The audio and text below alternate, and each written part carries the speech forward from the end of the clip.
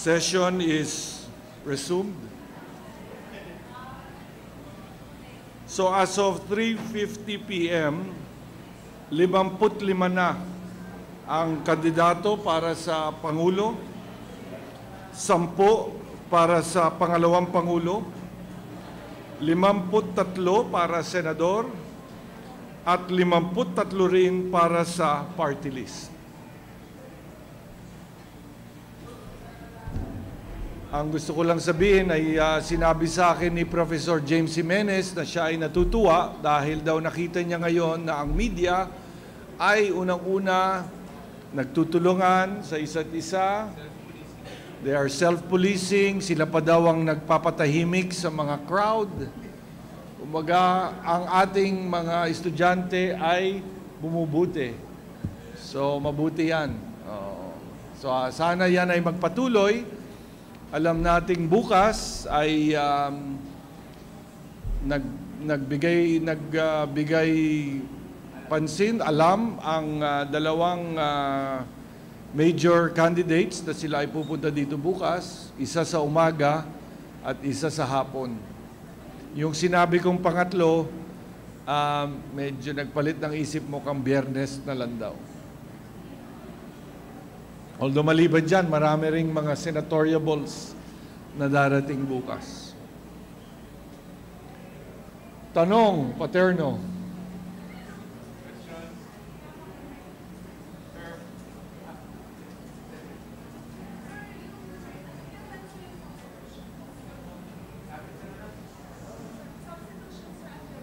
Substitution until December 10.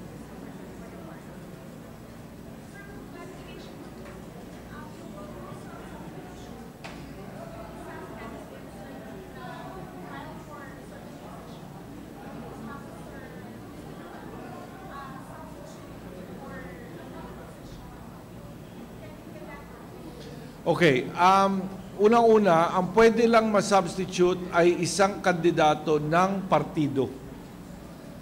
Okay? At ang mangyayari ay yung kandidato ngayon ay pwedeng mag-withdraw, tapos pwede siyang palitan ng kapartido. In which case, yung tinatawag nga na CONA ay i-withdraw din at isa-substitute. That's correct. O kaya nga substitute na ano.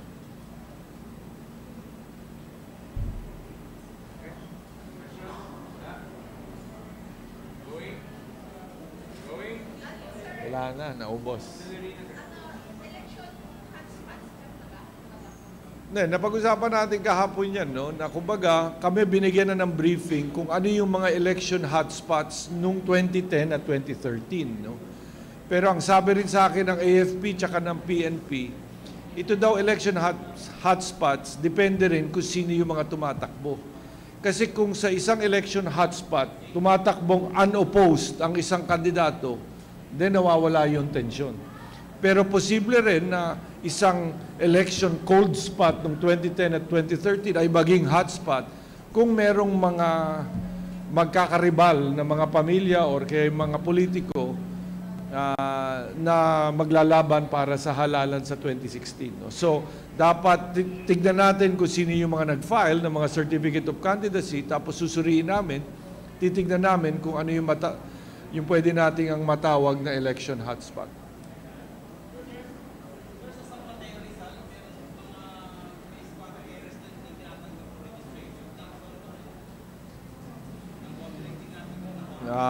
Tingnan natin. Pakibigyan mo kami ng information tungkol doon. Hindi ko po natin.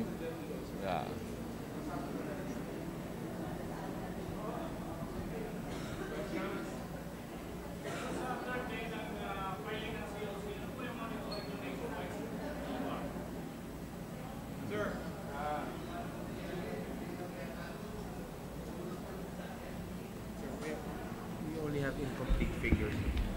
Pero, ano yung tanong? Nationwide filing, sir. Pero ang so for non-provincial positions, iba lang. And incomplete reporting, sir. Nationwide, well, as of yesterday ito eh.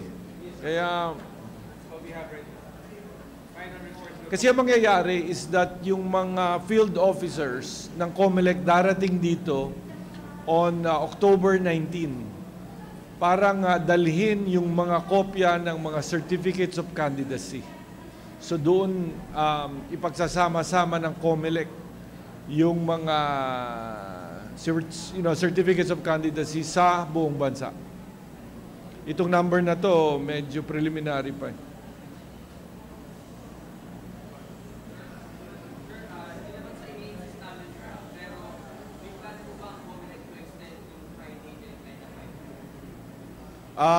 At the moment, wala. At ako mismo talagang sa akin palagay, dapat hindi pwede. Although, ang dapat natin gawin is parang ginagawa natin sa mga botante, kung sila'y nasa loob na ng building, then dapat naman sila ay hayaang mag-file ng Certificate of Candidacy. But other than that, wala naman dahilan. Well, yun ang direksyon.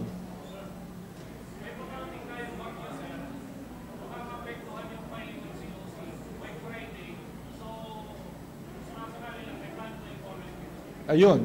Kunyari, tingnan natin. Oo. Pero, kumbaga, at this point, wala kaming nakikitang dahilan kung bakit dapat i-extend yung filing.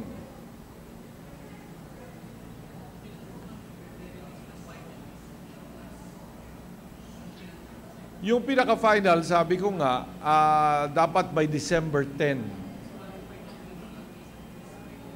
Dapat, oo.